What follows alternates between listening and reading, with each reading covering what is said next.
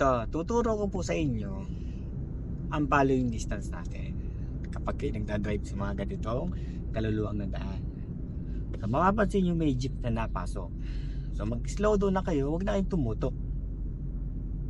Following distance, 3 sasakyan. Kung o-overtake naman kayo dyan sa jeep kasi mabagal, so nag-iisip, think, look, signal, look. Nag-iisip, tumitingin sa side mirror, nagsisignal, tumitingin ulit before turning or changing lanes. Pauli-uli ang tingin. Okay, tanggal ng signal kasi nandito na tayo.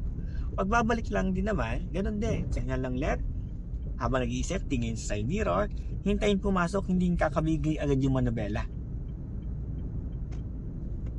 Hindi yun nagmamadaling pumasok agad sa lane natin. So itong mga tricycle talaga, hindi talaga tatabihan. Tayo talaga mag-a-adjust yan. Pag binusinahan natin, sila pa yung galit. So signal lang right, tingin sa side mirror, tingin ulit doon, tingin dito. Yan. Businahan lang natin siya para aware na nandito tayo sa lane natin. Okay, so tingin ulit sa malayo, papasok ulit tayo ng lane. Lilipat tayo.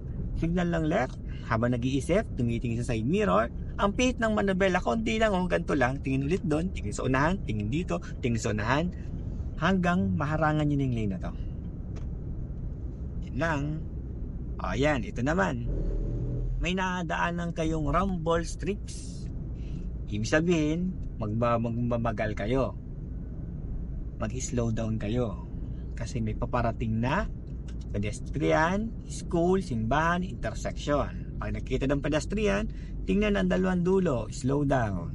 Pero huwag naman sobrang hinto o hindi sobrang bagal.